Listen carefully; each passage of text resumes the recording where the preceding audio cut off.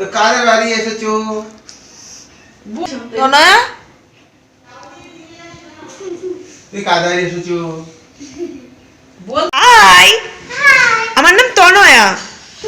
বলো বলো বলো, আমার নাম তনয়া। ডায়লগটা বলো, যাদের মুখ নরম হয় না, যাদের গাল নরম হয়। Hi, hello Pintu. হাই। তো মা এখানটাতে চাউমিন বানিয়েছে, আর তোমরা ভিডিওটা দেখে বুঝতেই পারছো যে আমাদের বাড়িতে কেউ এসছে। ইয়েস, আমাদের বাড়িতে আমার পিসি এসছে, ইয়ে।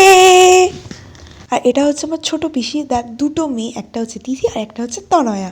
তুমি কি আমাকে বলছো?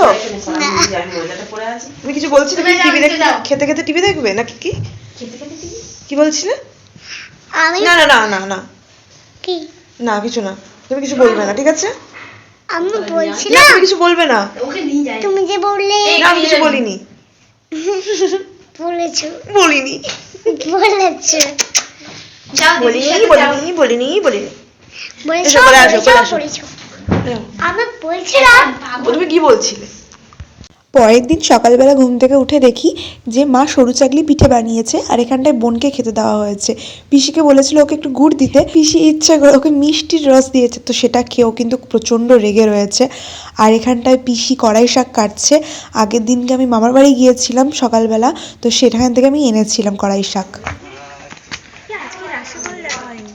তো রাশিফল ভালোই যাবে আজকে। কি বলিস? ওই মগে করে জল দিয়েছি তো। ওই সাদা খুঁজছে তো রবিবার দিনকে দুপুরবেলা আমরা সকলে এখানে খাওয়া দাওয়া করতে বসে গেছি। প্রথমেই কড়াই শাক ভাজা দিয়ে খেয়ে নিলাম। হ্যাঁ গাইস, আমি ভালো করে সাজিয়ে গুছিয়ে খেতে বসতে পারিনি, কারণ সকলকে আমি দাওয়া ধাওয়া করছিলাম। তারপরে লাস্টে সব কিছু একসাথে নিয়ে খেতে বসে গেছি। তারপরে এখানে ছিল ডাল, ফুলকপির তরকারি, মায়ের হাতে স্পেশাল ফুলকপির তরকারি। আমার মা ফুলকপির তরকারিটা দারুণ রান্না করে। বাবার হাতের খাসির মাংস, ইয়েস গাইস, সেদিনকে আমার বাবা রান্না করেছিল।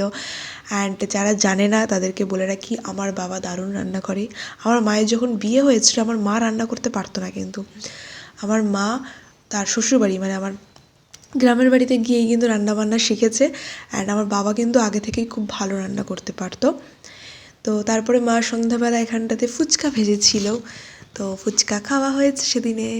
এখানে দেখো মা আর মেয়ের মধ্যে কিন্তু গভীর আলোচনা চলছে, মানে বিশাল গভীর।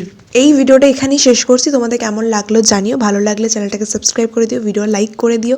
আমি ইচ্ছা করে ভিডিওগুলো ভালো করে এডিট করি না, বিকজ আমি ভিডিওর ইমোশনসগুলো, সেই দিনকার ইমোশনসগুলো রাখতে চাই, যাতে পরে আমি ভিডিওটা দেখে আরও ভালো মজা পাই।